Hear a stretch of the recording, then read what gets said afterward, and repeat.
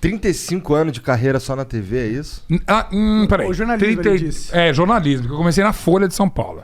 Na TV, 31, porque eu comecei na MTV, na estreia da MTV, famosa data 20 de outubro de 1990. Que foi tá bom com as datas aí. Não, mas isso aí vamos combinar. Isso era história, cara. Eu lembro, eu sei detalhes. A roupa que eu tava usando, a roupa que a Astrid tava usando, entende? A primeira música que tocou na MTV, que é claro que era Garota de Ipanema, com a Marina Lima, justamente. E eu lembro da segunda. A segunda era Delight, Grooves in the Heart. Caralho! Essa mesmo. A terceira eu já não lembro, mas foi lá na Fundição Progresso. Cara, não dá pra esquecer esse dia. Aí realmente. E a MTV foi muito histórica, né? Pra TV em si, né? Cara, fundamental. Num grau que chegou a ter uma influência grande nas outras TVs abertas. Olhando pra trás, assim, é inacreditável você imaginar que uma TV que quase ninguém via, era o UHF. Ninguém. Dá um Google aí pra vocês que é o TV UHF. Ninguém sabe o que é isso hoje em dia. Era uma frequência, tinha que pegar bombril mesmo, botar. Dava mó trabalheiro pra assistir MTV. Super trabalho, né? E não tinha cabo ainda. Sim. Você considerar que era uma coisa que era tão difícil de ver e que fazia um barulho danado, é incrível a influência que ela teve mesmo, né? Tem muito a ver com... Comunicava demais com o jovem, aquela porra. Enquanto o resto das TVs não falava com o jovem, né? O negócio era... Acho que tinha todo mundo com fome ali, com vontade de falar... Opa, tem alguém falando que o cara parece comigo, ele tem a minha idade, ou ele fala a mesma gíria que eu, ou fala de uma música que óbvio que aqui não tá tocando nas trilhas das novelas ou nos programas de auditório daquela época. Então acho que veio assim, na jugular ali de uma geração que tava doida pra ser ouvida e falada. Aí tem um monte de coisa que mistura ali. Na época também teve até um movimento político, direta já foi antes, mas tinha os caras pintadas, essa coisa toda. Então tinha toda uma força de uma geração que queria falar, e MTV era o megafone preferido deles, claro. Canalizou essa parada. Total. Eu curtia pra caralho...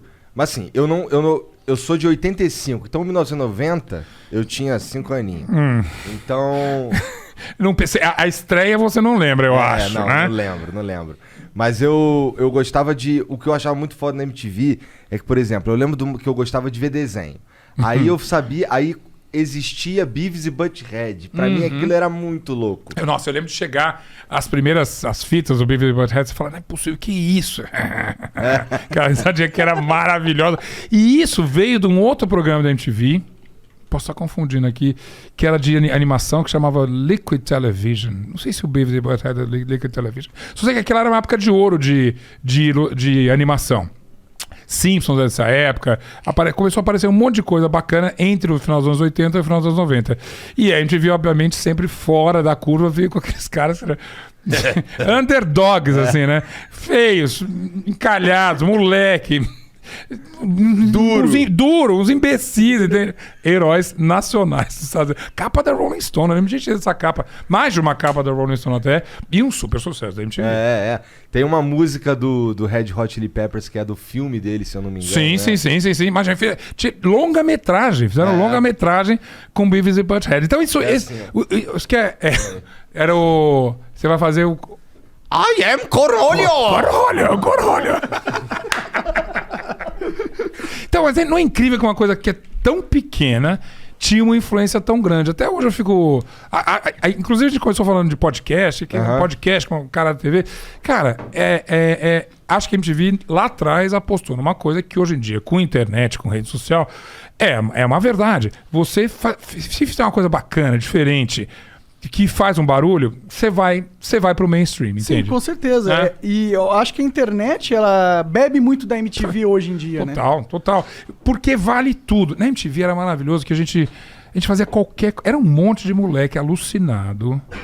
Eu era diretor, eu tinha 26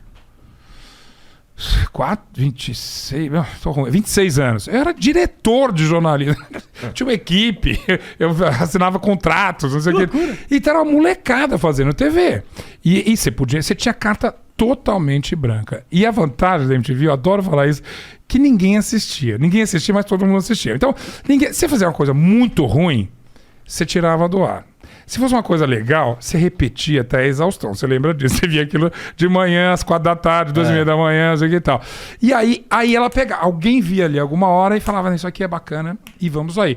E obviamente mas você tem lista de 10, 20 talentos que saíram da MTV como reconhecidos como alguém que falava com um público específico e fazia um trabalho diferente. Vai de mim, da Astrid, por exemplo, que é bem da minha geração, o Thunder, até Tata Werneck, Dani Calabrese e esse povo todo.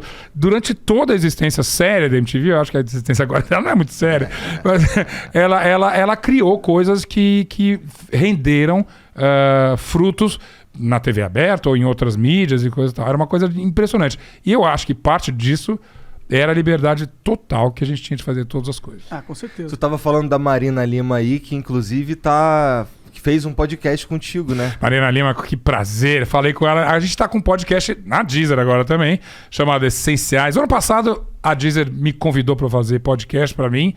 Admirável Mundo Novo. Eu era sou ouvinte de podcast. Eu nunca tinha feito... Eu tinha participado de alguns, mas nunca tinha um meu. E a Deezer me convidou para fazer um que chama Pop Story, que que subiu o ano passado. E que era incrível. Aliás, parecia MTV. Que eu tava falando com uma galera que tava começando num grau. A gente tem 2 sucessos, MC Rebeca, MC Isaac, essas, né? E de repente eu tenho entrevista de meia hora com esses caras. Era engraçado. Lembrei muito da época da MTV. E aí, desse projeto, a Deezer me chamou para fazer o Essenciais esse ano, que é um podcast que já existia, já tinha tido uma primeira temporada, que é um passeio, assim, uma trajetória na carreira de alguns artistas essenciais, justamente, da música popular brasileira. E aí a gente mudou um pouquinho. Basicamente, o artista falava da trajetória dele e comentava várias canções. Agora tem uma entrevista. Cara, de todos que eu falei esse ano, nessa temporada...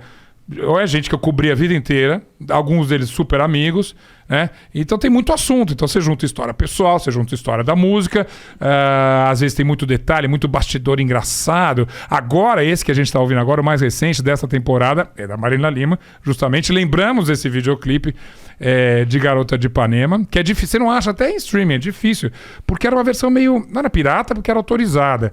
Mas foi muito alternativa. Veio um cara dos Estados Unidos fazer uma versão e Marina pagando de Garota de Ipanema. E era uma versão meio slow beat, assim. Era muito, muito legal. E essa lembrança, claro, tava na Marina. Marina, você abriu a MTV, aí lembramos e tal. Então é gostoso misturar essas coisas todas. Histórias pessoais com a carreira do artista.